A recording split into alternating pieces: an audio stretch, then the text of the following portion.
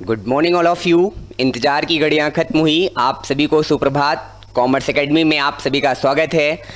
हम लोग general entry का टॉपिक कवर कर रहे हैं। आज की क्लास में आपको प्रैक्टिकल अप्रोच जनरल एंट्री का सिखाने वाले हैं, बहुत अच्छे ट्रिक्स के साथ। जनरल एंट्री में बहुत सारे कन्फ्यूजन, बहुत सारे प्रॉब्लम्स बच्चों को आती है। मैं आपको गारंटी देता हूं कि आज की वीडियो, आज की क्लास देखने के बाद आपको कॉमर्स की जनरल एंट्री में कभी कोई प्रॉब्लम नहीं आएगी। तो आज हम लोग सीखने वाले हैं जनरल एंट्री। उम्मीद करते हैं कि आप सभी लोग घर पे स्वस्थ होंगे, अच्छे होंगे और खूब सारी पढ़ाई कर रहे होंगे और हमारे वीडियोस आपको आपकी पढ़ाई में खूब हेल्प कर रहे होंगे। आपको कहीं कोई प्रॉब्लम्स आती है तो कमेंट्स में, यूट्यूब चैनल पे भी, साथ में व्हाट्सएप पे, टेलीग्राम्स पे, जहां पर भी जिस भी सोशल मीडिया प्लेटफॉर्म पे जुड़े हैं। अदरवाइज आप मेरा अगर कॉमर्स एकेडमी का ऐप आपने डाउनलोड किया है, नहीं किया है तो गूगल प्ले स्टोर से जरूर डाउनलोड कर लें। वहां पे भी आप मुझे कमेंट कर सकते हैं, जहां पर क्लासेस, जहां पर lectures, video lecture, study mat, सब कुछ आपको फ्री में प्रोवाइड किया जा रहा है कॉमर्स एकेडमी के थ्रू। तो चलिए आज की क्लास हम लोग शुरू करते हैं मिशन 2021 के साथ। 100 में 100 लाना है तो कॉमर्स एकेडमी पे आना है। इसी मिशन के साथ हम लोग आज की क्लास शुरू करते हैं। आज हम आपको सिखाने वाले हैं जनरल एंट्री और जनरल एंट्री का प्रैक्टिकल अप्रोच सिखाने वाले हैं।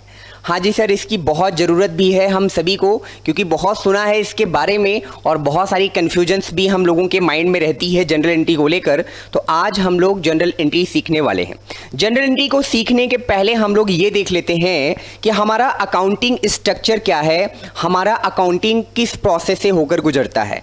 हालांकि ये प्रीवियस लेक्चर में हम कवर कर चुके हैं, तो अगर आज का लेक्चर आप पहली बार देख रहे हैं, पहली बार आप हमारे चैनल पे हैं, तो आप हमारा यूट्यूब चैनल सब्सक्राइब करें और प्रीवियस लेक्चर्स आप जरूर देखें। जब तक वो लेक्चर्स आप क्लियर नहीं देखेंगे, आपको ये टॉपिक बहुत अच्छे से क्लियर नहीं हो पाएगा। क्योंकि आज की क्लास में हम रूल बिल्कुल डिस्कस नहीं करेंगे। कल की क्लास में हमने खूब अच्छे से रूल डिस्कस किया है, तो आप डीपली उस कंसेप्ट को देखें, डीपली वहां पर रूल डिस्कस किया गया है। आज की क्लास में केवल प्रैक्टिकल अप्रोच हम आपको सिखाने वाले हैं।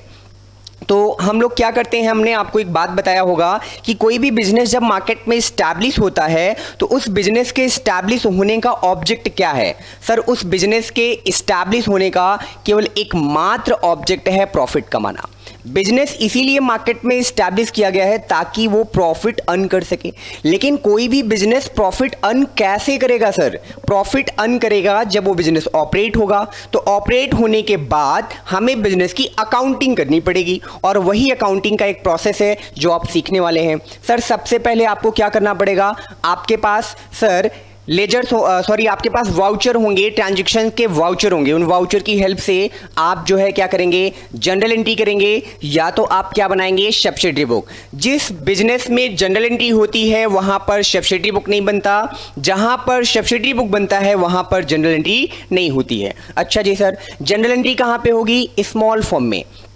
अगर आपके बिजनेस का साइज स्मॉल है, छोटा है, तो वहां पर जनरल एंट्री होगी। अगर आपके बिजनेस का साइज थोड़ा सा बड़ा है, यानी वहां पर नंबर ऑफ ट्रांजैक्शन बहुत ज्यादा है, तो वहां पर हम जनरल एंट्री नहीं करेंगे। अदरवाइज हमारा वर्कलोड बढ़ जाएगा, तो वहां पर हम लोग सब्सिडरी बुक बनाएंगे। दोनों का मतलब रिकॉर्डिंग ऑफ ट्रांजैक्शन होता है, दोनों सेम वर्क करते हैं। इन दोनों की हेल्प से अगला काम होता है ट्रांजैक्शन को क्लासीफाई करना। तो हम लोग क्या बनाएंगे, लेजर बनाएंगे। ये चैप्टर भी हम लोग आगे पढ़ने वाले हैं।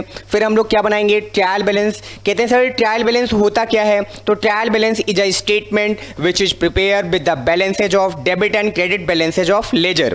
कहते हैं sir trial balance arithmetical accuracy बताता है, यानी जो आपने एंट्री किया, जो आपने लेजर बनाया, उसमें कोई मैथमेटिकल गलती तो नहीं हुई है आपसे, आपकी अर्थमेटिकल एरर तो नहीं है। उस अर्थमेटिकल एरर को फाइंड आउट करने के लिए क्या बनाया जाता है, ट्रायल बैलेंस। ये भी हम लोग सीखेंगे अगले लेक्चर में। तो ट्रायल बैलेंस, आप अगला लेक्चर हमारे साथ बने रहिएगा, देखिएगा, जहां पर हम आपको लेजर और ट्रायल बैलेंस सिखाने वाले हैं। फिर हम बनाते हैं फाइनेंशियल स्टेटमेंट। तो सर जनरल एंट्री करेंगे या सब्सिडरी बुक बनाएंगे, डिपेंड ऑन फॉर्म। उसके बाद लेजर बनाना होगा। लेजर के बाद सर हम लोगों को बनाना पड़ेगा ट्रायल बैलेंस, और ट्रायल बैलेंस के बाद सर हमें बनाना पड़ेगा फाइनेंशियल स्टेटमेंट। हाँ जी, फाइनेंशियल स्टेटमेंट क्या बताने वाला है? हमारे बिजनेस का प्रॉफिट एंड लॉस। यही हमारे बिजनेस का ऑब्जेक्ट था। फाइनेंशियल स्टेटमेंट के दो पार्ट होते हैं, trading and profit and loss और balance sheet. Trading and profit and loss account हमारे बिजनेस का नेट प्रॉफिट नेट लॉस बताता है।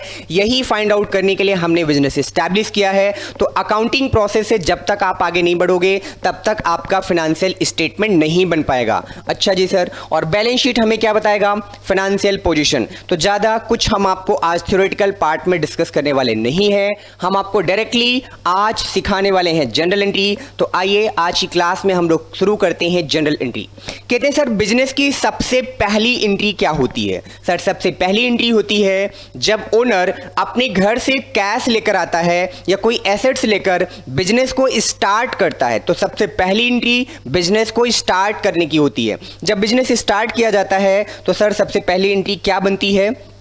एंट्री तो बनती है cash account debit to capital account, लेकिन वो एंट्री बनती कैसे है वही आज हम लोग सीखने वाले हैं। लिखा है transaction number 1।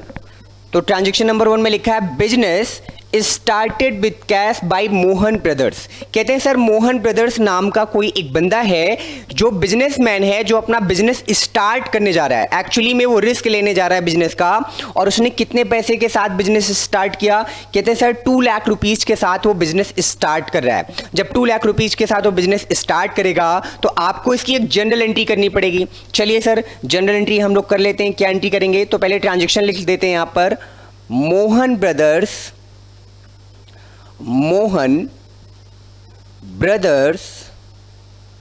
started business with cash. Business with cash rupees 2 lakh. Mohan brother ने 2 लाख से बिजनेस स्टार्ट किया। जब ओनर पहली बार बिजनेस में पैसा इन्वेस्ट करता है तो उसे हम लोग क्या बोलते हैं? कैपिटल। पहले हम बात कर लेते हैं मोहन ब्रदर्स की। मोहन ब्रदर्स एक्चुअली में बिजनेस का क्या है? ओनर है। ओनर का नाम हम कभी बिजनेस में नहीं लिख सकते। जनरल एंट्री का रूल नंबर 1, जिस ओनर की बुक में आप जनरल एंट्री करेंगे उस ओनर का नाम आप कभी भी उसकी बुक्स में रिकॉर्ड नहीं करेंगे। अच्छा जी सर, इसका मतलब हम ओनर का नाम नहीं लिखेंगे। ओनर किस बात को रिप्रेजेंट कर रहा है? कैपिटल को रिप्रेजेंट कर रहा है। मींस ओनर जिस अमाउंट को इन्वेस्ट करता है उस अमाउंट को हम लोग क्या बोलते हैं? कैपिटल बोलते हैं सर। कैपिटल कैसा पर्सन होता है सर? रिप्रेजेंटेटिव पर्सन होता है। रिप्रेजेंटेटिव पर्सन का मतलब क्या होता है? जो ओनर को रिप्रेजेंट करे वही रिप्रेजेंटेटिव पर्सन कहलाता है। तो यहां पर आपकी कैपिटल को कौन रिप्रेजेंट कर रहा है सर? ओनर प्रेजेंट कर रहा है। अच्छा सर, यह बताइए कि कैपिटल जो है, कैपिटल को ओनर पे कर रहा है या रिसीव कर रहा है बिजनेस को? तो सेपरेट लीगल एंटिटी के अकॉर्डिंग हमने आपसे कहा कि मार्केट में जब कोई पर्सन किसी बिजनेस को इस्टेब्लिश करता है तो उसका बिजनेस और उसका ओनर दोनों आपस में सेपरेट हो जाते हैं। तो यहां पर आपका ओनर एक्चुअली में गिवर है। ओनर क्या है? गिवर।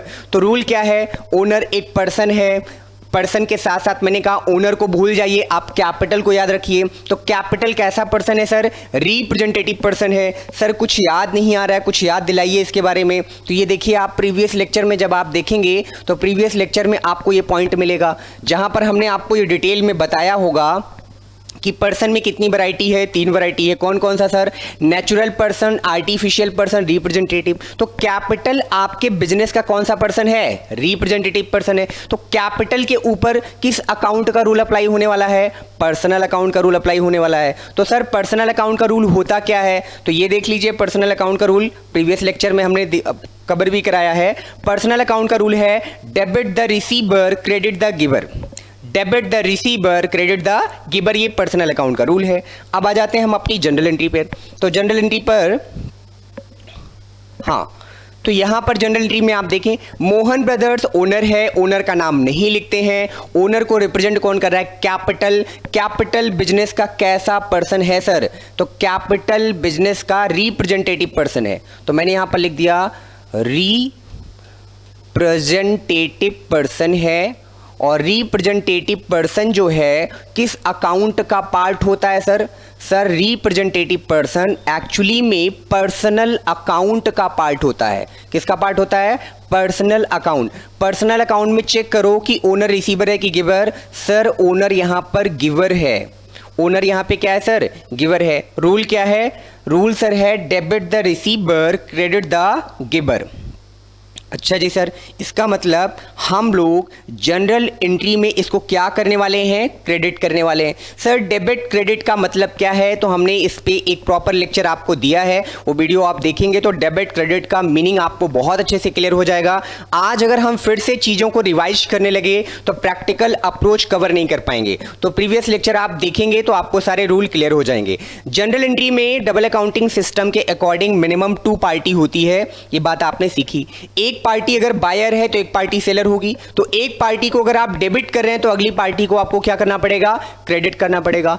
तो सर फिर से एक बार क्लियर कर दीजिए, यहां पे देखिए Mohan brothers started business with cash. Mohan brothers नाम का एक बंदा 2 लाख रुपीज लगाकर किसी एक बिजनेस को स्टार्ट कर रहा है।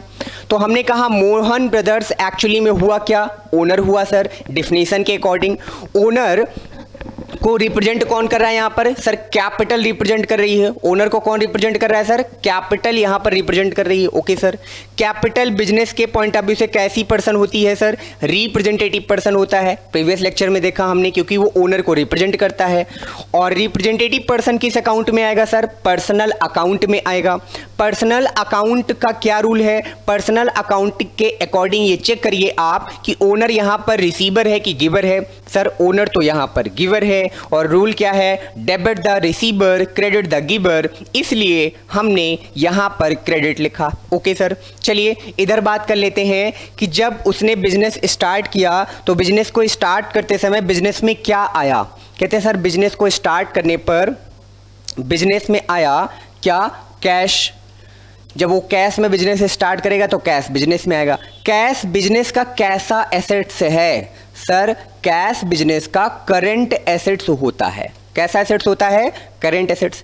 करंट एसेट्स किस अकाउंट का पार्ट है सर, तो सर हम एसेट्स को डील करते हैं रियल अकाउंट में। रियल अकाउंट कहता है ये चेक करो कि जब बिजनेस स्टार्ट हुआ तो बिजनेस में कैश आया या गया। सर जब ओनर पैसा लेकर आएगा तो बिजनेस के अंदर पैसा आएगा, यानी कम्स इन।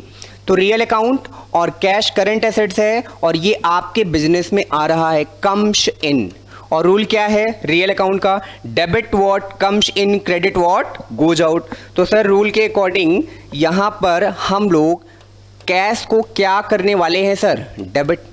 एक जनरल एंट्री में एक पार्टी आपकी डेबिट होती है, एक पार्टी आपकी क्रेडिट होती है।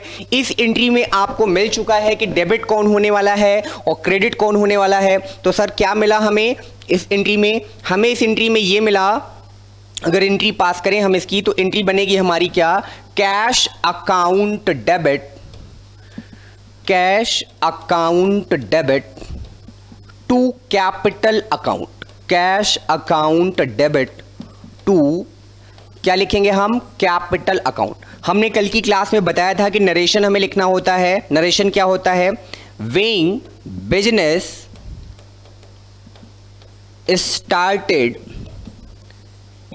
started with cash by Mohan brothers. तो बाई मोहन ब्रदर्स करके ये आप नरेशन लिखोगे। नरेशन का मतलब होता है कि आपके जनरल एंट्री का जो पार्ट है उसको नरेट करिए, आप समरी में लिखिए कि आपने एंट्री किस लिए किया है। तो सर हमने इसलिए किया है क्योंकि business start with cash by Mohan brothers, इसी को नरेशन कहा जाता है। एग्जाम में नरेशन आप नहीं लिखेंगे तो आपके मार्क्स कट जाएंगे, नरेशन का आप पूरा ध्यान रखेंगे। ओके सर, साथ में वेइंग या फॉर आप लगाएंगे। नरेशन जब भी लिखा जाएगा पास्ट टेंस में लिखा जाएगा, इसका पूरा ध्यान रखेंगे। ग्रामर में आपने प्रेजेंट पास्ट फ्यूचर टेंस पढ़े हैं और आपको ये बात पता है कि पास्ट टेंस में क्या होता है, पास्ट इंडेफिनिट में क्या होता है। तो आप यहां पर वर्ब की सेकंड फॉर्म लगाएंगे। तो जैसे यहां पे लिखा है being business started with cash by Mohan brothers, जब भी नरेशन लिखा जाएगा पास्ट टेंस में ही नरेशन लिखा जाएगा। ओके सर, तो एंट्री क्या बनी, cash account debit to capital account. Amount कितना कितना था सर, 2 लाख, और यहां पे भी कितना था अमाउंट सर, 2 लाख। अब कहते हैं सर कि आप ये बता दो कैश को डेबिट क्यों किया। वैसे जब आप स्कूल में सीखते हैं, जो टीचर्स आपको पढ़ाते हैं वो आपको रटा देते हैं, कैश डेबिट कर दो, कैपिटल क्रेडिट कर दो। मेरे साथ रट्टाफिकेशन पढ़ाई बिल्कुल नहीं कॉमर्स में। आप लॉजिक सीखेंगे। यहाँ पे देखिए मैंने कैश को क्यों डेबिट किया। मैंने कैश को इसलिए डेबिट किया क्योंकि बिजनेस में जब कैपिटल आई तो कैपिटल के फॉर्म में कैश आया। कैश बिजनेस का कैसा एसेट्स है सर? करंट एसेट्स है। करंट एसेट्स किस अकाउंट का पार्ट है सर? रियल अकाउंट का पार्ट है। रियल अकाउंट कहता है कि चेक करो कि कैश बिजनेस में आ रहा है कि जा रहा है। तो सर जब ओनर पैसा कैपिटल लेकर आएगा तो कैश आएगा, यानी कम्स इन। रियल अकाउंट का रूल क्या है? डेबिट व्हाट कम्स इन। इसलिए हमने कैश को यहां पर क्या किया? डेबिट। और जनरल एंट्री में भी चेक करोगे तो जनरल एंट्री में कैश को क्या किया है? डेबिट। जो लोग पहली बार जनरल एंट्री देख रहे हैं उनको हम आपको ये पॉइंट बता दें कि जनरल एंट्री में जो ये ऊपर का पार्ट होता है ये हमारा डेबिट पार्ट होता है, और यहाँ पर जो ये डीआर लिखते हैं ये हमारे डेबिट को इंडिकेट भी करता है। और जो ये हमारा नीचे का पार्ट होता है जहाँ से 2 से आपकी एंट्री लिखी हुई है ये हमारा क्रेडिट पार्ट होता है। क्रेडिट पार्ट में हमें सीआर, जो क्रेडिट का शॉर्ट फॉर्म सीआर है, उसे हमें लिखने की कोई रिक्वायरमेंट नहीं होती है क्योंकि 2 लिखने का मतलब है वो क्रेडिट हो जाता है। जब भी जनरल एंट्री लिखेंगे आप इतना मार्जिन छोड़कर लिखेंगे, इसके प्रेजेंटेशन का तरीका है। डेबिट का और क्रेडिट का अमाउंट जनरल एंट्री में हमेशा इक्वल होना चाहिए। जनरल एंट्री में हमेशा आपका डेबिट और क्रेडिट का अमाउंट इक्वल होना चाहिए। अगर आपकी एंट्री में डेबिट और क्रेडिट का अमाउंट इक्वल नहीं है तो इसका मतलब आपकी एंट्री गलत है, आपसे क्वेश्चन में कुछ ना कुछ गलती हो रही है। अच्छा जी सर कैपिटल को आपने क्यों क्रेडिट किया? एक बार कंफर्म कर दो, क्योंकि बिजनेस स्टार्ट करेंगे तो सबसे पहली एंट्री हम लोगों को यही करनी पड़ेगी। हाँ जी, Mohan brother started business with cash. जब आप कैपिटल की डिफिनेशन पढ़ोगे तो capital means amount which is invested by owner in the business. Sir capital की डिफिनेशन होती है ओनर जो पैसा बिजनेस में इन्वेस्ट करता है उसी को सर हम लोग कैपिटल कहते हैं। यहां पर मोहन ब्रदर्स बिजनेस स्टार्ट कर रहा है तो मोहन ब्रदर्स बिजनेस का क्या बन गया सर? ओनर बना। ओनर का नाम कभी भी बिजनेस में नहीं लिखा जाता है, तो सर ओनर को रिप्रेजेंट कौन कर रहा है? कैपिटल रिप्रेजेंट कर रही है। ओनर का नाम नहीं लिखेंगे तो सर ओनर की जगह हम लोग क्या लिखने वाले हैं? कैपिटल लिखने वाले हैं। क्यों लिखने वाले हैं? क्योंकि कॉमर्स के रूल के अकॉर्डिंग जिसकी बुक में आप एंट्री करोगे कभी उस ओनर का नाम उसकी बुक में रिकॉर्ड नहीं होगा। प्रैक्टिकल लाइफ में भी सोचो, अगर मैं किसी से सामान खरीद कर लाया और मैंने अगर उसको पैसे नहीं दिए तो मैं अपनी डायरी में ये नहीं लिखूंगा कि मैं सुधीर मिश्रा मैंने इतने का सामान खरीदा। नहीं, मैं ये लिखूंगा XYZ लिमिटेड से मैंने इतने का सामान खरीदा। XYZ लिमिटेड अपनी बुक में मेरा नाम लिखेगा, मैं अपनी बुक में XYZ लिमिटेड का नाम लिखूंगा। अपनी ही बुक में अपना नाम कभी नहीं लिखा जाता है। अच्छा जी सर, ये पॉइंट क्लियर हो गया। इसका मतलब यह है कि मोहन ब्रदर्स ओनर है। ओनर का नाम कभी भी बिजनेस में रिकॉर्ड नहीं होता है। एंट्री करते समय, रिकॉर्ड करते समय, रिकॉर्डिंग करते समय ओनर को रिप्रेजेंट कौन कर रहा है सर? कैपिटल रिप्रेजेंट कर रही है। कैपिटल बिजनेस के पॉइंट ऑफ व्यू से कैसी पर्सन होती है सर? रिप्रेजेंटेटिव पर्सन होता है। रिप्रेजेंटेटिव पर्सन है तो सर किस अकाउंट का पार्ट है सर? पर्सनल अकाउंट का पार्ट है। पर्सनल अकाउंट कहता है कि चेक करो कि यहां पर ओनर रिसीवर है या गिवर है। सर ओनर यहां पे गिवर है क्योंकि वो पैसा इन्वेस्ट कर रहा है।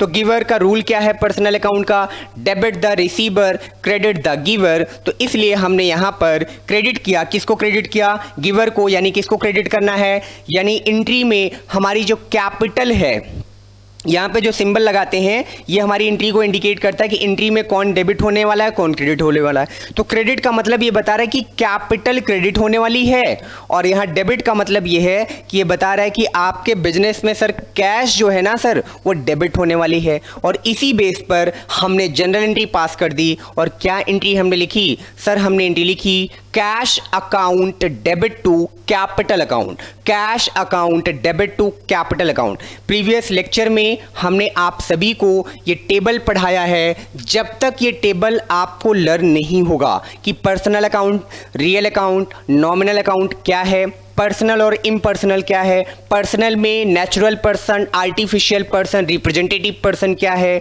रियल अकाउंट क्या है, नॉमिनल अकाउंट क्या है। रियल अकाउंट में हम एसेट्स की बात करते हैं। नॉन करेंट एसेट्स क्या है, करेंट एसेट्स क्या है, नॉन करेंट में हमारा टेंजिबल एसेट्स क्या है, इनटेंजिबल एसेट्स क्या है। करेंट एसेट्स की ये लिस्ट क्या होती है जहाँ पे कैश, बैंक, ब्याज, डेटर, स्टॉक, इसकी सारी डिटेलिंग प्रीवियस लेक्चर में हमने कवर कराई है। नॉमिनल अकाउंट क्या होता है जहां पर हम बिजनेस के इनकम और एक्सपेंडिचर की बात करते हैं। नॉमिनल अकाउंट के बारे में आपको कंफर्म होना चाहिए। ये सारी चीज़ें हम पढ़ा चुके हैं और आपको लर्न होना चाहिए, पता होना चाहिए। प्रीवियस लेक्चर जाके आप उसको देखें अच्छे से।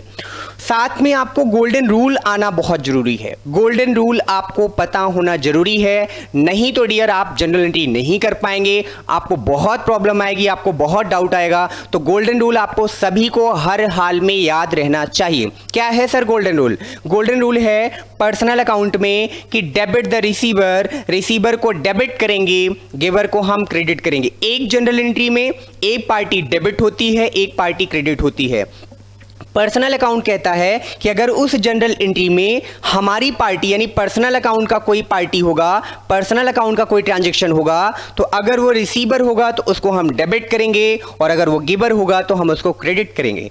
जरूरी नहीं कि किसी एक ट्रांजैक्शन में आपको पर्सनल की ही दोनों पार्टी मिले। आपको किसी भी बिजनेस ट्रांजैक्शन में personal real, real nominal, personal real nominal ऐसे भी पार्टीज मिल सकते हैं। आपको क्या करना होगा? ट्रांजैक्शन को पढ़कर पहचानना होगा कि कौन सा रूल अप्लाई होना है, कौन सी पार्टी हमारे इस क्वेश्चन में हो रही है। जैसे इस क्वेश्चन में आप देखें, इस क्वेश्चन में आपका पर्सनल अकाउंट का भी पार्ट है, पर्सनल के साथ साथ इस क्वेश्चन में आपका रियल अकाउंट भी है।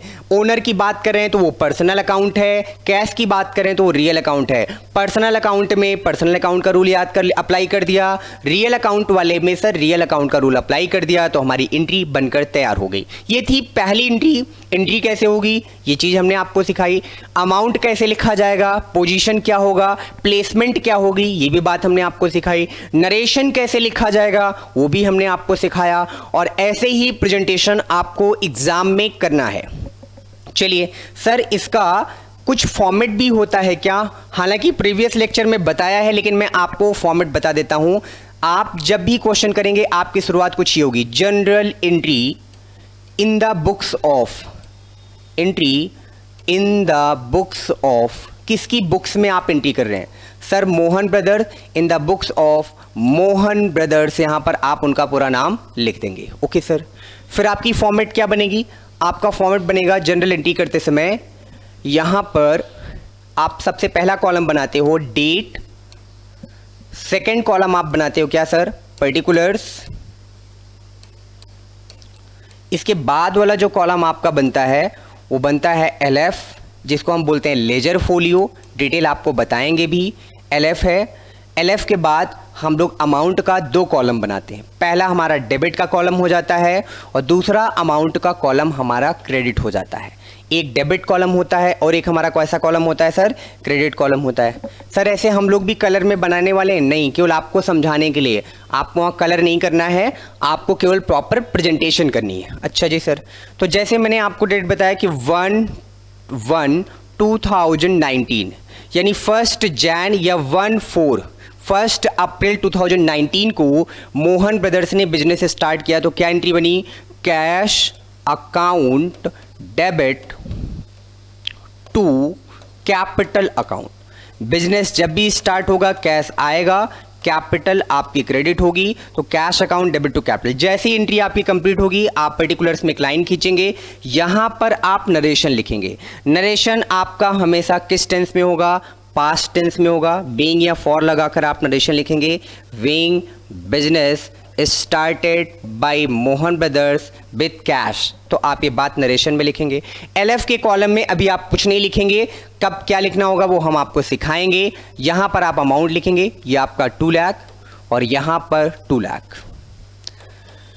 बिजनेस में केवल एक ट्रांजैक्शन तो होंगे नहीं, बिजनेस स्टार्ट होगा, बिल्डिंग खरीदी जाएगी, प्लांट खरीदी जाएगी, मशीनरी खरीदी जाएगी, तो सारी एंट्रीज करने के बाद लास्ट में यहाँ पर हमें टोटल भी लगाना होता है। तो हम लोग यहाँ पर टोटल लिखते हैं और टोटल लिखने के बाद हमारा डेबिट साइड का टोटल हमारे क्रेडिट के टोटल के इक्वल होना चाहिए। Total of debit equal to total of credit, ये जनरल एंट्री का आपका बेसिक रूल है कि डेबिट साइड का टोटल क्रेडिट साइड का टोटल हमेशा इक्वल आना चाहिए। इक्वल आएगा भी क्योंकि जनरल एंट्री में आपने सीखा कि जितना अमाउंट आप डेबिट में लिखेंगे उतना ही अमाउंट आप क्रेडिट में लिखेंगे। Okay sir. चलिए अब हम आपको ले चलते हैं एंट्री नंबर 2 पर। लिखा है business started with cash and stock, और अमाउंट भी आपको दोनों का अलग अलग बताया। कैश की वैल्यू 1 लाख, स्टॉक की वैल्यू 60,000। कहते सर एक बिजनेस है जो मार्केट में स्टार्ट हो रहा है और किसके साथ स्टार्ट हो रहा है, कैश और कैपिटल के साथ। ये बिजनेस की स्टार्ट करने की 2-3 आपको वैरायटीज मिलेंगी जनरल एंट्री की, तो सारी वैरायटी को मैंने एक जगह रखा है ताकि आपको डाउट्स ना आए। ओके सर, तो जैसे मैंने कहा started business by Mohan brothers with cash rupees 1 lakh and stock rupees 60,000। Business को स्टार्ट करते समय वो 60,000 का स्टॉक लेकर आया और 1 लाख की कैश लेकर आया। लेकर आ सकता है, कैपिटल के डिफिनेशन आप पढ़ोगे तो कैश और एसेट्स कुछ भी ओनर लेकर जो भी बिजनेस में आता है वही कैपिटल बन जाती है।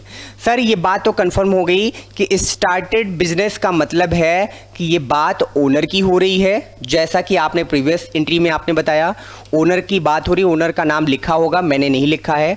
ओनर किसको, स्टार्ट बिजनेस की बात का मतलब किसको रिप्रेजेंट कर रहा है, capital. Capital sir representative person है और रिप्रेजेंटेटिव पर्सन का मतलब ये ओनर को रिप्रेजेंट कर रही है, इसको हम लोग क्रेडिट करने वाले हैं। ओके सर, यहां पर इस बार केवल कैश ही नहीं आ रहा है, कैश भी आ रहा है और स्टॉक भी आ रहा है। तो कैश और स्टॉक सर दोनों हमारे बिजनेस के करंट एसेट्स होते हैं। अगर आप करंट एसेट्स रियल अकाउंट को डिटेल में पढ़ोगे, जैसा कि मैंने आपको पढ़ाया प्रीवियस लेक्चर में, तो दोनों करंट एसेट्स हैं। करंट एसेट्स किस अकाउंट का पार्ट होता है सर, रियल अकाउंट का पार्ट। रियल अकाउंट क्या कहता है, कम्स इन या गोज आउट। जब बिजनेस स्टार्ट करोगे तो सर दोनों आपके बिजनेस में आएंगे।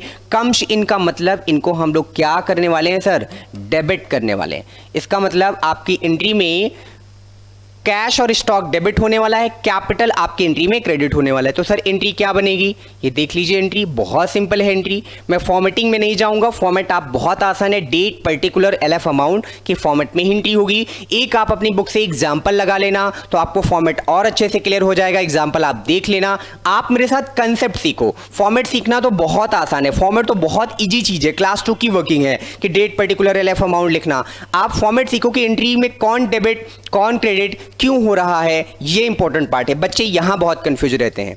और आपको सच बताएं, जनरल एंट्री अगर आपको नहीं आती तो कॉमर्स में आप किसी भी टॉपिक पे अकाउंट में कमांड नहीं बना पाएंगे। प्रैक्टिकल अप्रोच में तभी आपका कमांड बन पाएगा जब आपकी जनरल एंट्री अच्छी होगी। तो जनरल एंट्री को खूब अच्छे से स्ट्रॉन्ग कर लें। ओके सर, तो क्या एंट्री बनेगी सर, एंट्री बनेगी कैश अकाउंट डेबिट। कैश हमारे बिजनेस में आ रहा है, करंट एसेट से डेबिट करेंगे, कैश अकाउंट डेबिट। और कितने से डेबिट करेंगे सर, 1 लाख हमारे बिजनेस में कैश आ रहा है। Second, stock account debit, stock को भी डेबिट करेंगे। सर अगर मान लीजिए क्वेश्चन में लिखा होता स्टॉक कितने का था सर, 60,000।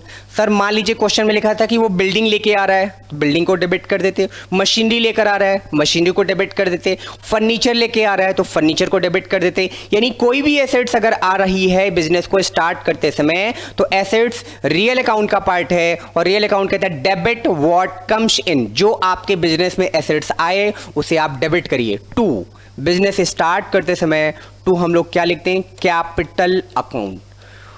डेबिट और क्रेडिट का अमाउंट इक्वल होना चाहिए, तो 1 लाख और प्लस 60, इसका मतलब आपके बिजनेस की टोटल कैपिटल कितनी कहलाएगी, 1,60,000 कहलाएगी। क्या ये पॉइंट आप सभी को क्लियर है या नहीं, देख लीजिए मेरे साथ एक बार फिर से मैंने कैसे ये एंट्री की है। Cash account debit to cash account debit, stock account debit to capital account. Cash को डेबिट क्यों किया, स्टॉक को डेबिट क्यों किया, क्योंकि दोनों एसेट्स हैं, करंट एसेट्स रियल अकाउंट का पार्ट बिजनेस में आ रहे हैं। रियल अकाउंट कहता है डेबिट व्हाट कम्स इन, इसलिए कैश को डेबिट किया, स्टॉक को डेबिट किया। कैपिटल को क्रेडिट क्यों किया, कैपिटल रिप्रेजेंटेटिव पर्सन है और रिप्रेजेंटेटिव पर्सन कहता है कि जब भी आपके बिजनेस में रिप्रेजेंटेटिव पर्सन गिवर होगा तो उसको क्रेडिट करना, तो यहाँ पे हम उसको क्रेडिट कर रहे हैं। तो एंट्री हमारी क्या बनी, कैश अकाउंट डेबिट टू क्या बनी, कैपिटल अकाउंट। बिजनेस स्टार्ट करने की एंट्री जब भी आप करोगे cash account debit to capital account ही आपकी एंट्री रहेगी। तो आपकी एंट्री बनी cash account debit stock account debit to capital account, और भी कोई एसेट्स आ रहा होता है वो डेबिट हो जाता है। नरेशन आप लिख लेंगे, नरेशन हमसे बार बार लिखवाएंगे तो टाइम थोड़ा सा हमारा किल होगा। हम आपको ज़्यादा से ज़्यादा कंसेप्ट सिखाने वाले हैं, कंसेप्ट स्ट्रॉन्ग करिए। नरेशन और फॉर्मेटिंग बहुत आसान चीज़ है, वो आप जहाँ 2-4 क्वेश्चन की प्रैक्टिस करोगे आपको बहुत अच्छे से आ जाएगा। 10th पास आउट होकर आप आए हैं, आप इतने कैपेबल हैं कि नरेशन और फॉर्मेट आप बना लेंगे, आपके अंदर एक कैपेबिलिटी है, बस आपको कंसेप्ट पे स्ट्रॉन्ग होना है। गोल्डन रूल आपको याद होने चाहिए, पर्सनल रियल नॉमिनल आपको पता होना चाहिए, किस अकाउंट में किसकी बात करते हैं और उसकी डिटेलिंग क्या है, जैसा कि चार्ट मैंने आपको प्रीवियस स्लाइड में दिखाया, वो अगर आपको कंफर्म है, गोल्डन रूल आपको कंफर्म है, ये लेक्चर अगर आपने मेरा देखा है कंप्लीट, तो आपको जनरल एंट्री में कहीं कोई प्रॉब्लम नहीं आएगी, ये मेरी गारंटी है। पक्का पक्का आपको गारंटी नहीं, आपको प्रॉब्लम नहीं आएगी। चलिए सर अगली एंट्री बता दीजिए। Mohan started business by taking loan from his brother ₹1 lakh. कहते हैं कि वो अपने भाई से 1 लाख रुपए का लोन लेकर बिजनेस स्टार्ट करता है, तो सर आप क्या एंट्री करोगे? तो ब्रदर से लोन लेके वो बिजनेस स्टार्ट कर रहा है, तो एंट्री हो जाती है क्या, cash account debit to capital account. वो किससे पैसा लेकर आ रहा है, इससे हमें कोई लेना देना नहीं है। कैपिटल पे 2-3 वैरायटी और है, वो हम लोग अगले लेक्चर में सीखने वाले हैं और खूब अच्छे से हम आपको सिखाएंगे भी। ठीक है सर, कैपिटल की डिटेलिंग हम लोग अगले लेक्चर में सीखते हैं। अब हम बात करते हैं अगली वैरायटी की। सर जब हम अपने बिजनेस में कैपिटल लेकर आ जाएंगे तो अगला काम क्या करेंगे? सर अगला काम हम ये करेंगे कि बिजनेस को चलाने के लिए हमें बहुत सारे एसेट्स की ज़रूरत होगी या बहुत सारे गुड्स की ज़रूरत होगी, तो हम अपने बिजनेस में परचेज का काम शुरू करेंगे, यानी कुछ खरीदना शुरू करेंगे ताकि हम अपने बिजनेस को ऑपरेट कर सकें। राइट, तो परचेज की एंट्री हम आपको पहले सिखाते हैं, उसी सीक्वेंस में सिखा रहे हैं, बिल्कुल प्रैक्टिकल अप्रोच से अटैच करके हम आपको सिखाने का प्रयास कर रहे हैं ताकि आपके माइंड में कोई डाउट ना आए। आपके बुक में कभी इस सीक्वेंस में एंट्री नहीं मिलेगी। क्यों नहीं मिलेगी? मैंने परचेज की सारी वैरायटी को मर्ज कर दिया है, एक साथ रख दिया है, ताकि परचेज का डाउट, इतनी एंट्री करने के बाद परचेज की एंट्री का डाउट खत्म हो जाए। होता क्या है कि आप अलग अलग जगह पे परचेज सेल पढ़ते हैं तो आपको डाउट आएंगे, जब आप एक साथ परचेज के सारे रूल सीख लेंगे तो फिर आप जब भी क्वेश्चन अप्लाई करेंगे आपको दिक्कत नहीं आएगी। ओके सर, पहला ट्रांजैक्शन गुड्स परचेज फ्रॉम मोहित। इस एंट्री को कराने से पहले मैं आपको सिखा दूं ये बात कि सर ये गुड्स और एसेट्स का क्या मतलब है, थोड़ा सा बताइए। देखिए गुड्स का मतलब होता है, गुड्स का मतलब है जिसको मार्केट में रीसेल पर्पज से खरीदा गया है, जिसको मार्केट में रीसेल पर्पज से खरीदा गया है उसी को हम गुड्स कहते हैं। अगर मैंने फर्नीचर खरीदा मार्केट में दोबारा बेचने के लिए, यानी कम रेट पे फर्नीचर खरीदता हूं, हायर रेट पे फर्नीचर को सेल करता हूं, वो फर्नीचर मेरे लिए गुड्स कहलाएगी। मैं प्लॉट, मैं बिल्डिंग, मैं प्रॉपर्टी में लोअर रेट पे परचेज करता हूं, हायर रेट पर मैं मार्केट में सेल कर देता हूं, वो मेरे लिए गुड्स कहलाएगा। यानी जिसमें हम अपना बिजनेस डील करते हैं। मेरी कंपनी का नाम बाटा है, मैं बाटा कंपनी हूं, मैं फुटवियर बनाता हूं, स्लीपर बनाता हूं, तो स्लीपर हमारे लिए क्या है, गुड्स है। मेरी कंपनी का नाम यूएस पोलो है और US Polo company T shirt बनाती है, शर्ट बनाती है। मेरी कंपनी का नाम यूसीबी है, यूसीबी कंपनी शर्ट बनाती है, ट्राउजर्स बनाती है। कहते हैं कि सर ये जो शर्ट ट्राउजर्स हैं ये क्या कहलाएंगे, गुड्स कहलाएंगे। मेरी कंपनी का नाम हिताची है या मेरी कंपनी का नाम वोल्टास है, मैं एसी बनाता हूं, मेरी कंपनी एसी बनाती है, तो एसी मेरे लिए क्या हो जाएगी, गुड्स हो जाएगी। सर बात समझ में आ गई कि जिस चीज में हम अपना बिजनेस डील करेंगे, यानी जो हमारे बिजनेस में जिस चीज का काम होगा वही हमारे बिजनेस के लिए गुड्स कहलाएगा। एसेट्स क्या है, जो हम बिजनेस को चलाने के लिए मार्केट से परचेज करते हैं, जिसको हम रीसेल पर्पज से नहीं खरीदते हैं, वो हमारे लिए एसेट्स है।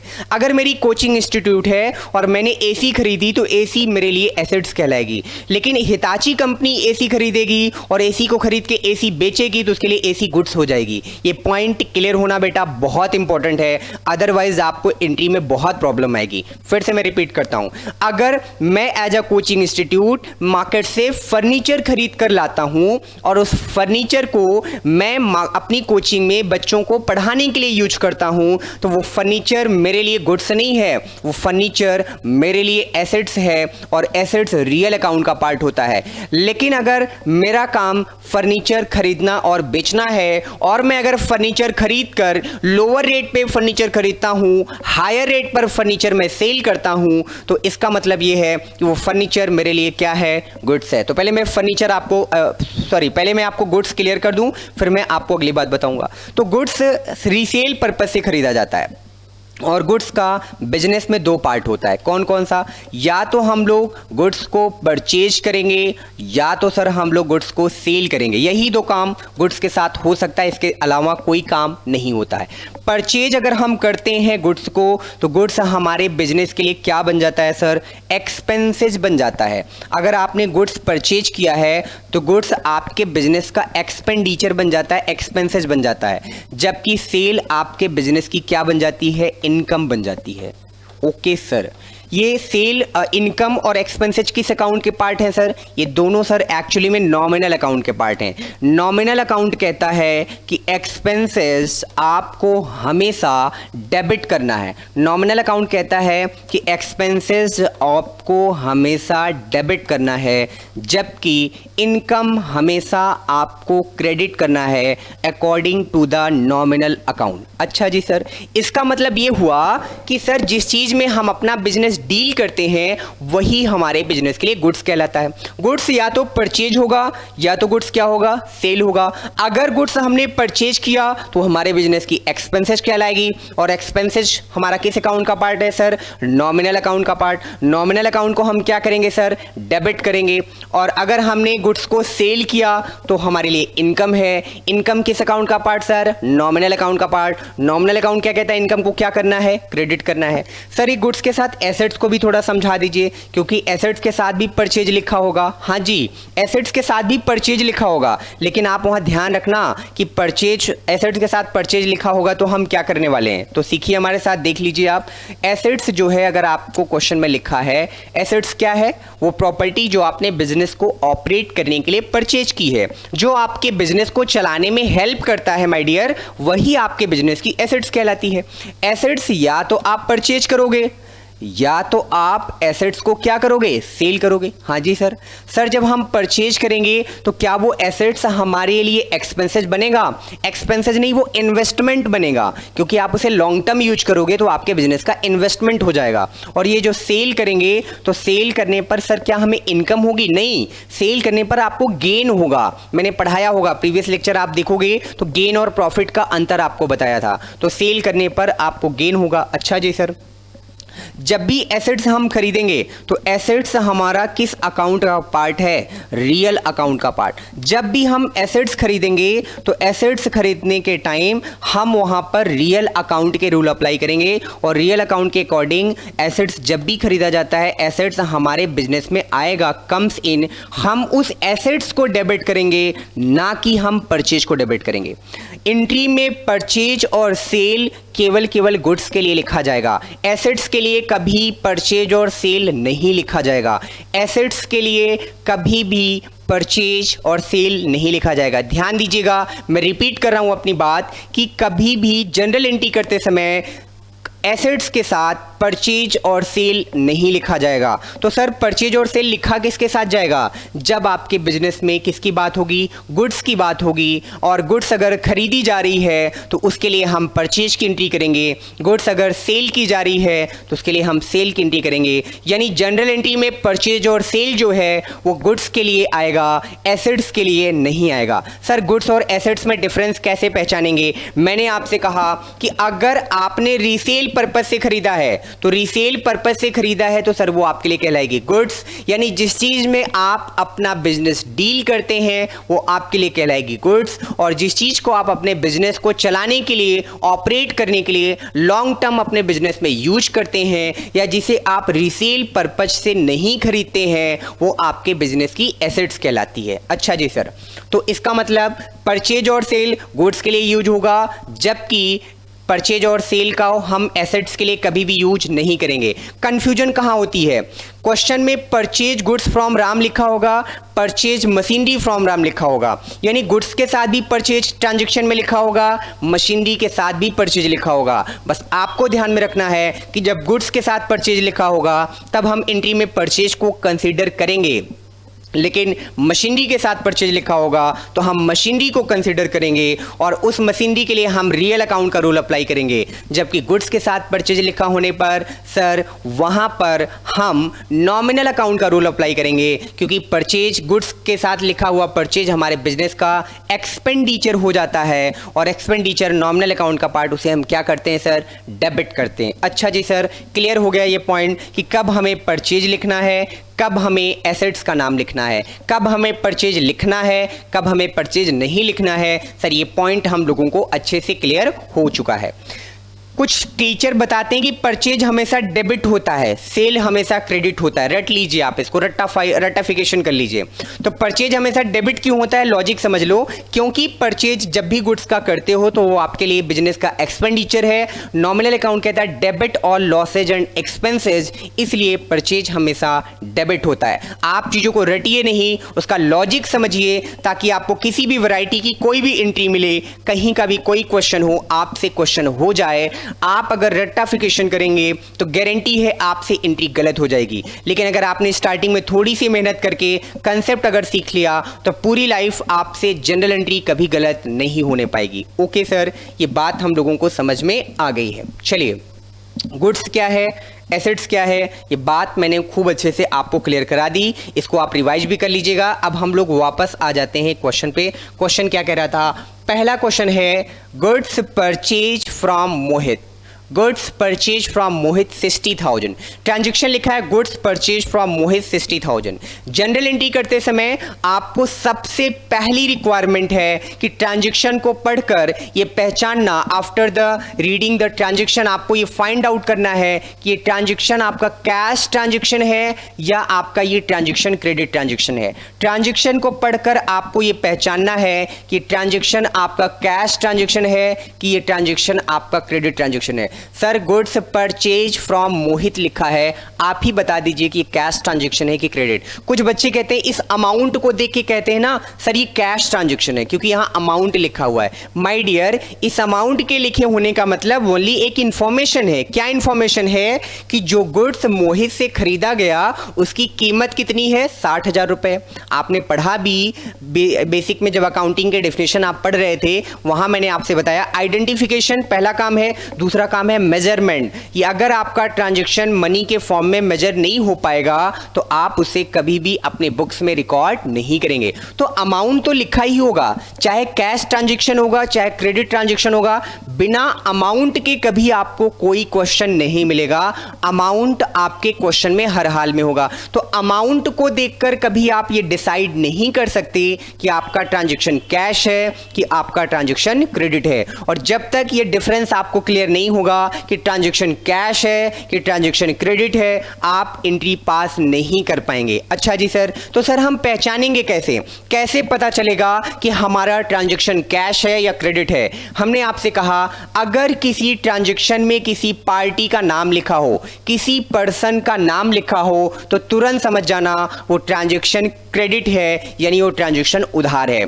सर ऐसे कैसे आप कह सकते हो कि पार्टी का नाम लिखा होने की वजह से ट्रांजैक्शन उधार हो जाएगा? मैं आपको एग्जांपल बताता हूं। आप जहां भी रहते हो, आपके घर के आसपास 2, 4, 10 किलोमीटर के रेंज में एक आपको बुक स्टोर मिल जाएगी जहां से आप बुक्स परचेज करते हैं।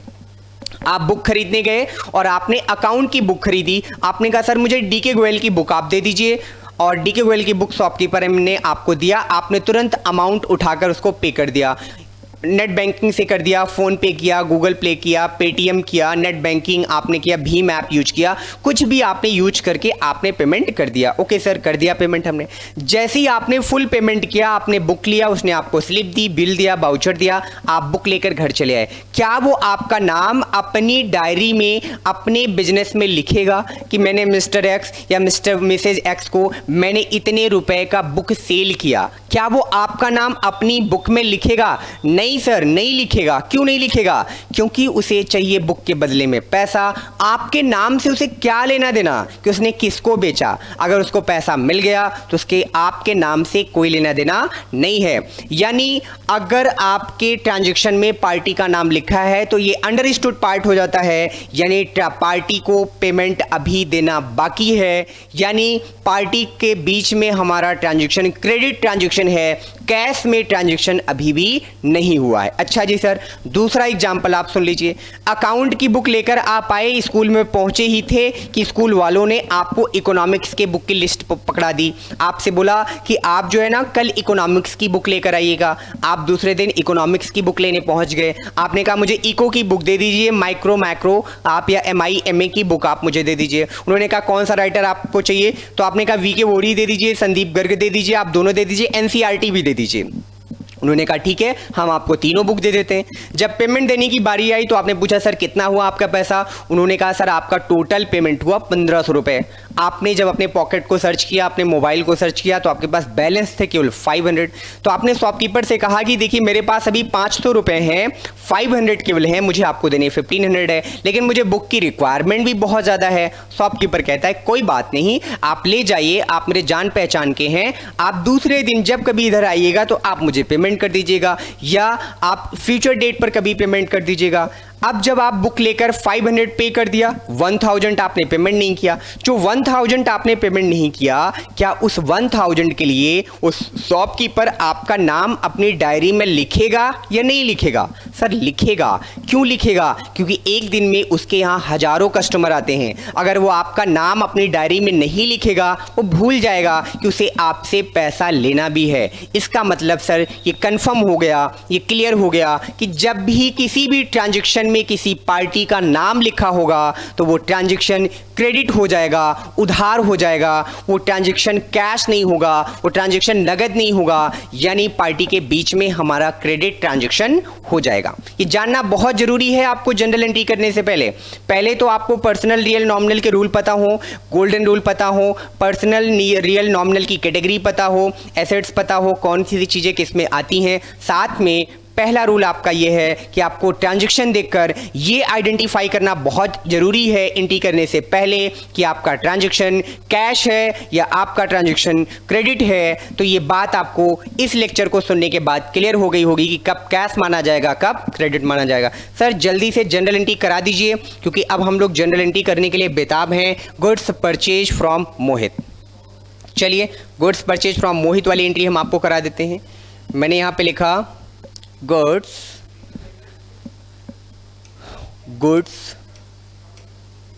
परचेज्ड फ्रॉम मोहित। किससे खरीदा सर हमने गुड्स? मोहित से खरीदा। रुपीज कितने में खरीदा? 60,000 में खरीदा। अच्छा जी सर, अमाउंट के बारे में मैंने आपको बता दी कि अमाउंट देखकर आप कंफ्यूज मत होना कि कैश है कि क्रेडिट है। इसका मतलब सर हम यहाँ मोहित की बात करने वाले हैं। मोहित एक पर्सन है। सर क्या इसको हम कैश ट्रांजैक्शन मानेंगे? बिल्कुल नहीं मानेंगे, कैश ट्रांजैक्शन नहीं है क्योंकि मोहित का नाम लिखा हुआ है। मोहित एक पर्सन है। पर्सन है तो किस अकाउंट में आएगा? सर टोटल 3 ही अकाउंट आपने पढ़ाए हैं, एक पर्सनल अकाउंट, एक रियल अकाउंट, एक नॉमिनल अकाउंट। तो मोहित किस अकाउंट में आएगा? पर्सनल अकाउंट में आएगा। अब आप मुझे ये देखकर बताइए कि मोहित रिसीवर है कि गिवर है? सर मोहित से हमने परचेज किया है तो मोहित तो हमारे लिए गिवर हो गया बिजनेस के पॉइंट ऑफ व्यू से। सर वो गिवर है। रूल क्या है पर्सनल अकाउंट का? Debit the receiver, credit the giver. Sir इसका मतलब इस एंट्री में हम लोग क्रेडिट करने वाले हैं। किसको क्रेडिट करने वाले हैं? मोहित को क्रेडिट करने वाले हैं। तो सर इसका मतलब एंट्री करते समय मोहित हमारा क्या होगा? क्रेडिट होगा। Okay sir. गुड्स परचेज, मैंने कहा एसेट्स के साथ परचेज लिखा होगा तो आप परचेज वर्ड नहीं यूज करेंगे एंट्री में, लेकिन गुड्स के साथ लिखा होगा तो गुड्स परचेज को शॉर्ट में हम परचेज भी लिख सकते हैं क्योंकि गुड्स परचेज का मतलब परचेज ही होता है। या परचेज का अगर हम आपसे मतलब कहें तो जैसे कैपिटल का मतलब ओनर हम समझ लेते हैं, वैसे परचेज का मतलब गुड्स परचेज लिखा है। परचेज हमारे बिजनेस का क्या होता है सर? एक्सपेंसेज होता है सर। और एक्सपेंसेज किस अकाउंट के पार्ट हैं सर? एक्सपेंसेज सर हमारे नॉमिनल अकाउंट के पार्ट हैं। नॉमिनल अकाउंट क्या कहता है? नॉमिनल अकाउंट कहता है debit all losses and expenses, credit all income and profit. तो यहाँ पर नॉमिनल अकाउंटिंग के अकॉर्डिंग हम लोगों को इसे क्या करना होगा सर? डेबिट करना होगा। कर देते हैं डेबिट। सर एंट्री बता दो, क्या एंट्री बनेगी? ये ले लीजिए आप, जल्दी से देख लीजिए एंट्री। एंट्री आपकी बनेगी क्या सर? एंट्री बनेगी आपकी purchase account debit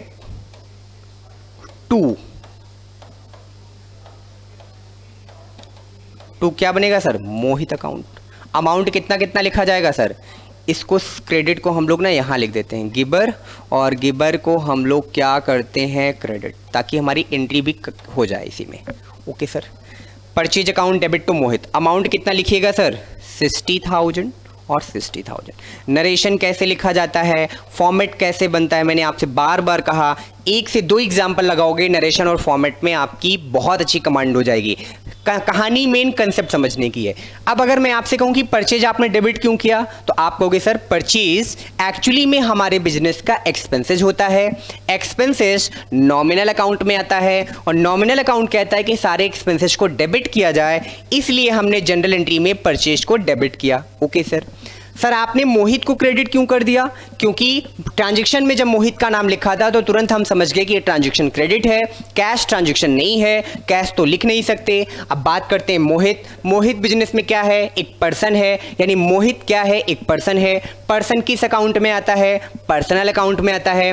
personal account के अकॉर्डिंग मोहित गिवर हुआ या रिसीवर। हमने मोहित से खरीदा तो मोहित हमारे बिजनेस के पॉइंट ऑफ व्यू से गिवर हुआ, तो मोहित को हमने गिवर कहा। गिवर यानी पर्सनल अकाउंट का रूल क्या है? Debit the receiver, credit the giver. तो हमने यहां पर मोहित को क्या कर दिया? क्रेडिट कर दिया। ओके सर, एंट्री तो बिल्कुल कंफर्म हो गई, क्लियर हो गई कि क्या एंट्री होनी है। अगला ट्रांजैक्शन, अगला है goods purchase from Rohit on cash.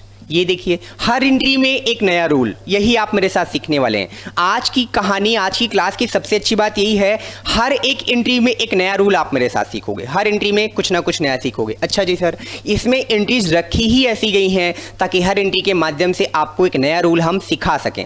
उसके बाद आप D K Goyal, S C Sharma, T S Agarwal, NCERT, Google कुछ भी अप्लाई कीजिएगा, आपके क्वेश्चंस हो जाएंगे, कहीं आपको कोई डाउट नहीं आएगा। वैसे जनरल एंट्री दो होती हैं, एक ओपनिंग एंट्री होती है, क्लोजिंग एंट्री होती है। अभी हम आपको ओपनिंग जनरल एंट्री सिखा रहे हैं, क्लोजिंग जनरल एंट्री क्या होगी वो भी हम चल के आगे सीखेंगे। लिखा है goods purchase from Rohit on cash. इस बार सर दो चीजें लिखी हैं, रोहित भी लिखा है और कैश भी लिखा है। चलिए आते हैं, पहले देखते हैं कि क्या करने वाले हैं हम। लिखा है ट्रांजैक्शन का नाम, ट्रांजैक्शन हम आपको पहले यहां लिखकर दिखा देते हैं क्या लिखा है। Goods purchased from Rohit on cash, और अमाउंट क्वेश्चन में लिखा है 60,000। अब देखिए सर, अभी तक तो आप कहते थे कि नेम लिखा होगा तो ट्रांजैक्शन को हम क्रेडिट मानेंगे। इसमें तो सर नेम भी लिखा है और कैश भी लिखा है। लिखा है goods purchase from Rohit on cash, यहां तो नेम भी लिखा है और कैश भी लिखा है। सर अब बताओ क्या करोगे? यहां एग्जामिनर बुक आपको टीचर कंफ्यूज करना चाह रहा है नेम और कैश दोनों देकर। जब भी क्वेश्चन में नेम और कैश दोनों दिया होगा तो माय डियर आपकी प्रेफरेंस है कैश। जब मुझे ये पता चल गया कि मैंने रोहित से कैश में खरीदा है तो फिर रोहित से हमें कोई लेना देना नहीं, हमें कैश से लेना देना है। हम कैश की एंट्री करेंगे क्योंकि हमारे बिजनेस में कैश आएगा। रोहित और कैश दोनों अगर क्वेश्चन में दिया है तो केवल आपको कंफ्यूज करने के लिए, ताकि आपसे गलती हो जाए। नेम और कैश दोनों जब आपको क्वेश्चन में ट्रांजैक्शन में दिया होगा तो आप नेम को भूल जाएंगे। ये मेरा अपना ट्रिक है, मैं ऐसे ही पढ़ाता हूं बच्चों को, यही बात मैं कहता हूं कि जब आपको क्वेश्चन में नेम और कैश दोनों दिया हो तो आप नेम को भूल जाएंगे, नाम को आप भूल जाएंगे। पार्टी से मतलब नहीं है। अब हमारा ऑब्जेक्ट क्या है? कैश, तो हमें कैश से मतलब है। क्या लिखा था? Goods purchase from Rohit on cash. जब नेम और कैश दोनों लिखा हो तो हम कैश को कंसिडर करेंगे, नेम को कंसिडर नहीं करेंगे, नेम को भूल जाएंगे। अच्छा जी सर, गुड्स परचेज, सर ये तो क्लियर है, ये तो पुरानी वाली बात वही हो रही है क्या कि गुड्स परचेज को हम क्या बोल सकते हैं? परचेज। परचेज हमारे बिजनेस का क्या होता है सर? एक्सपेंसेज। एक्सपेंसेज किस अकाउंट का पार्ट होता है सर? नॉमिनल अकाउंट का पार्ट होता है। नॉमिनल अकाउंट में हम परचेज को क्या करते हैं? Debit all expenses, losses and expenses. तो सर एक्सपेंसेज है तो नॉमिनल अकाउंट के अकॉर्डिंग हम इसको क्या करने वाले हैं? डेबिट। अच्छा जी सर, कैश हमारे बिजनेस का क्या है सर? तो कैश हमारे बिजनेस का करंट एसेट्स होता है। अच्छा जी सर, करंट एसेट्स है तो किस अकाउंट का पार्ट है सर? करंट एसेट्स है तो सर ये रियल अकाउंट का पार्ट है। रियल अकाउंट कहता है चेक करो कि कैश बिजनेस में आया या गया। सर हमारे बिजनेस में कैश आया या गया ये चेक कर लेते हैं। हम क्या कर रहे हैं, परचेज कर रहे हैं सर, परचेज कर रहे हैं तो debit watt comes in, credit what goes out. Purchase करने पर जो आप सामान परचेज करोगे गुड्स तो आएगा लेकिन कैश आपके बिजनेस से जाएगा। तो कैश जा रहा है सर, परचेज करेंगे तो कैश जाएगा, गोज आउट। क्या रूल है, debit what comes in, credit what goes out. यहां पर हम लोग क्या करने वाले हैं, क्रेडिट करने वाले हैं। किसको क्रेडिट करने वाले हैं, गोज आउट को। गोज आउट क्या हो रहा है सर, कैश। सर इसका मतलब ये हुआ कि जनरल एंट्री करते समय कैश को हमें क्रेडिट करना है और परचेज को हमें क्या करना है सर, डेबिट करना है। तो क्या एंट्री बनेगी सर, एंट्री बनेगी purchase account debit, purchase account debit to, क्या लिखेंगे, कैश। सर इस बार आपने रोहित का नाम नहीं लिखा क्योंकि जब हमें कैश मिला फिर हम रोहित का नाम लिख के क्या करेंगे, पार्टी का नाम तो तब बिजनेस में लिखा जाता है जब हमें कैश ना मिला हो। जब कैश मिल गया तो अब रोहित का नाम लिख के करेंगे भी तो क्या करेंगे, कैश ही तो मिलना था। हमने सामान तो इसीलिए रोहित को बेचा कि हमें कैश मिल जाए। तो यहाँ या हमने कैश सामान जब खरीदा रोहित से तो हमें रोहित को पेमेंट करना था, हमने पेमेंट कर दिया। अब हम रोहित का नाम अपनी बुक में रिकॉर्ड नहीं करेंगे। अमाउंट कितना था चेक कर लेते हैं। तो अमाउंट सर था यहाँ पर मशीनरी कितना, 10,000। तो यहाँ पर हमने लिखा 10,000, यहाँ पर हमने लिख दिया 10,000। ओके सर, ये पॉइंट क्लियर हो गया, डन ना। नरेशन आप लिख लेंगे, फॉर्मेटिंग आपको आता है और आप इस चीज़ में मास्टर हैं, बिल्कुल माहिर हैं। अगले ट्रांजेक्शन में चलते हैं। ट्रांजेक्शन लिखा है transaction number 3, machinery purchased, machinery purchased. अच्छा जी सर, आइए देख लेते हैं। यहां पर मैंने लिखा machinery purchased, machinery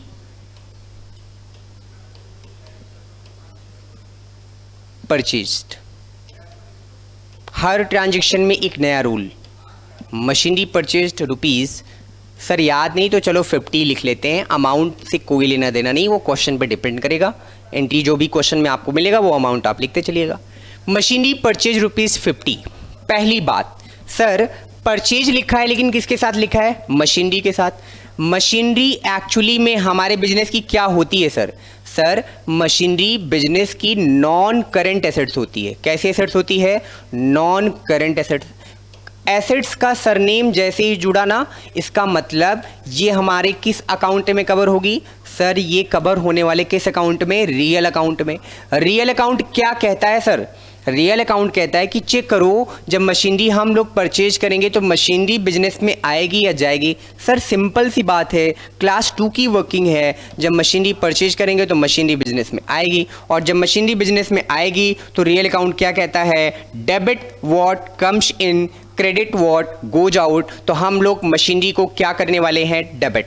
sir purchase का क्या होगा, हमने आपको आज की पहली क्लास में ही बताया, इसके पहली वाली एंट्री में बताया कि जब भी एसेट्स के साथ परचेज लिखा होगा आप एसेट्स के साथ परचेज की एंट्री नहीं करेंगे। परचेज कब लिखेंगे सर हम, जब गुड्स के साथ परचेज लिखा होगा तभी परचेज को एक्सपेंसेस मानते हुए हम डेबिट करेंगे। मशीनरी के साथ जब परचेज लिखा होता है तो हमारे लिए एक्सपेंसेज नहीं है, वो हमारे लिए इन्वेस्टमेंट है, तो हम उस मशीनरी को डेबिट करेंगे, ना कि हम परचेज को डेबिट करेंगे। ओके सर, बात करते हैं सर ये कैश ट्रांजैक्शन है या क्रेडिट ट्रांजैक्शन। पार्टी का नाम तो नहीं लिखा है, किसी पार्टी का जब नाम नहीं लिखा होता है तो आपका ट्रांजैक्शन कैसा बन जाता है, कैश ट्रांजैक्शन। ये बात आपने मेरे साथ सीखी, जब पार्टी का नाम नहीं लिखा होगा तो आपका ट्रांजैक्शन कैश ट्रांजैक्शन बन जाएगा। अगर आपने किसी से उधार खरीदा होता तो उसका नाम आपने जरूर लिखा होता, क्योंकि उस पार्टी को आपको पैसा देना है और बिजनेस में एक दिन में लाखों करोड़ों ट्रांजैक्शंस होते हैं और अगर आप नहीं लिखोगे पार्टी का नाम तो आप भूल जाओगे, फिर आपको पेमेंट का इशू आएगा, आपके मिसमैचिंग होने लगेंगे laser.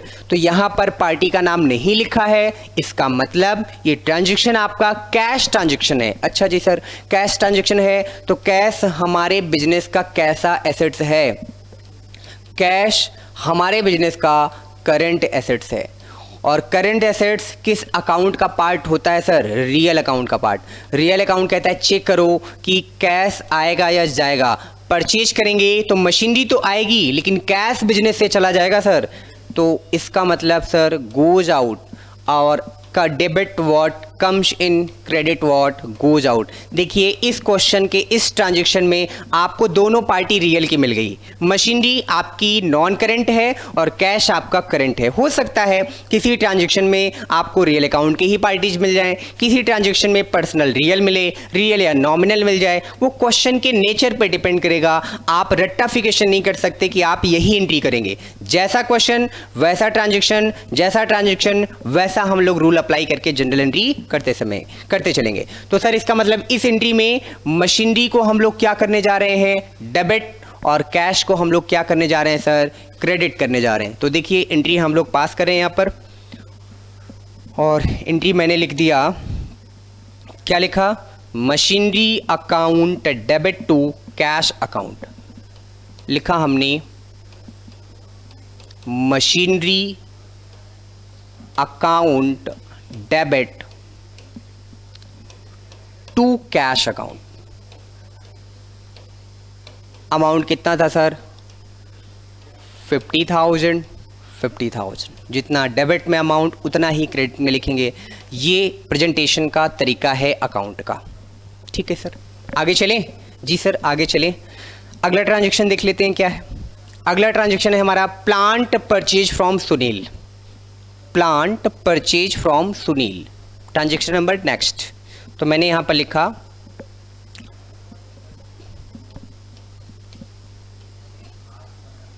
Plant purchased from Sunil rupees 10,000। 10,000 का प्लांट कौन सा मिलेगा सर? कम से कम 1 लाख रुपए का प्लांट खरीदिए। चलो 1 लाख रुपए कर देते हैं।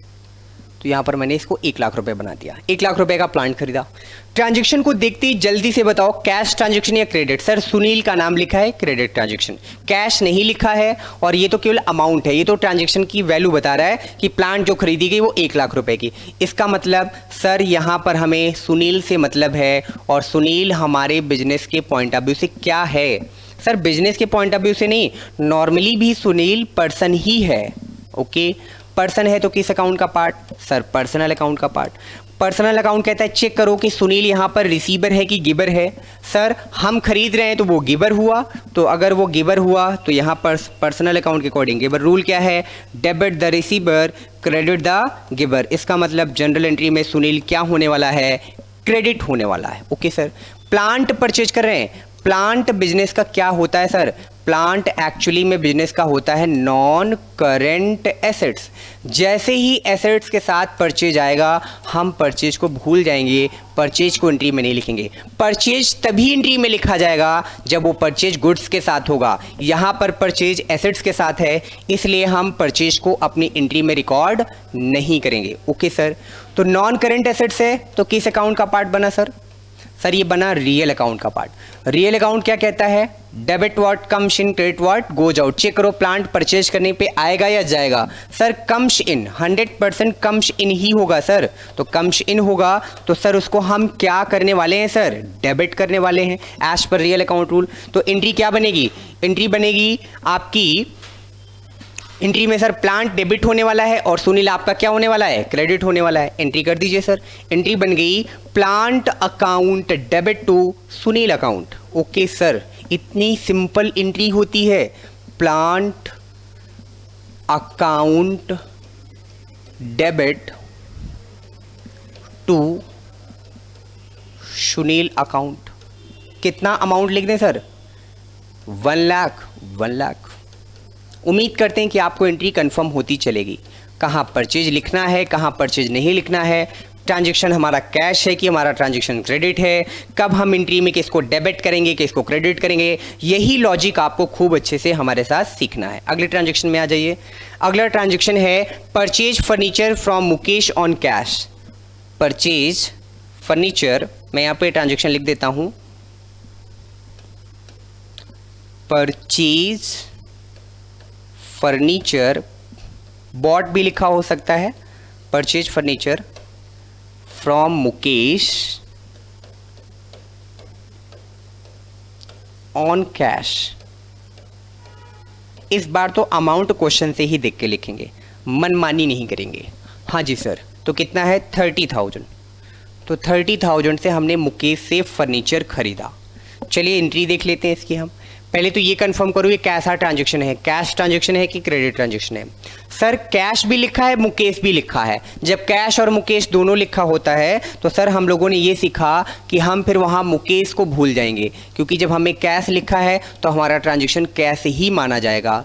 फिर हम कैश की बात करेंगे, क्रेडिट की कोई बात नहीं करेंगे। कैश बिजनेस का कैसा एसेट्स होता है, करेंट एसेट्स होता है। करंट एसेट्स किस अकाउंट का पार्ट है sir, current assets sir real account का पार्ट है। रियल अकाउंट कहता है चेक करो कम्स इन या गोज आउट। सर यहाँ पर हम मशीनरी फर्नीचर परचेज कर रहे हैं, परचेज करेंगे तो फर्नीचर आएगा लेकिन कैश जाएगा, यानी गोज आउट।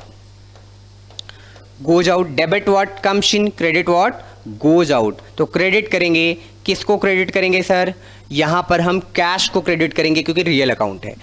सर यहाँ पे परचेज लिखा है और फर्नीचर लिखा है। फर्नीचर हमारे बिजनेस का एसेट्स है। कैसा एसेट्स है sir, non current tangible assets है, यानी नॉन करेंट एसेट्स है। ओके सर, जब ये नॉन करेंट एसेट्स है तो फर्नीचर अगर नॉन करेंट एसेट्स हो गया तो फर्नीचर परचेज को भूल जाएंगे, परचेज को नहीं लिखेंगे। परचेज गुड्स के साथ लिखा जाता है। फर्नीचर हमारी एसेट्स हो गई। किस अकाउंट का पार्ट सर, सर ये हुआ रियल अकाउंट का पार्ट। और रियल अकाउंट क्या कहता है, चेक करें कि डेबिट कम्स इन या गोज आउट। सर खरीदेंगे तो कम्स इन, पक्का पक्का, क्योंकि ये तो क्लास 2 की वर्किंग है।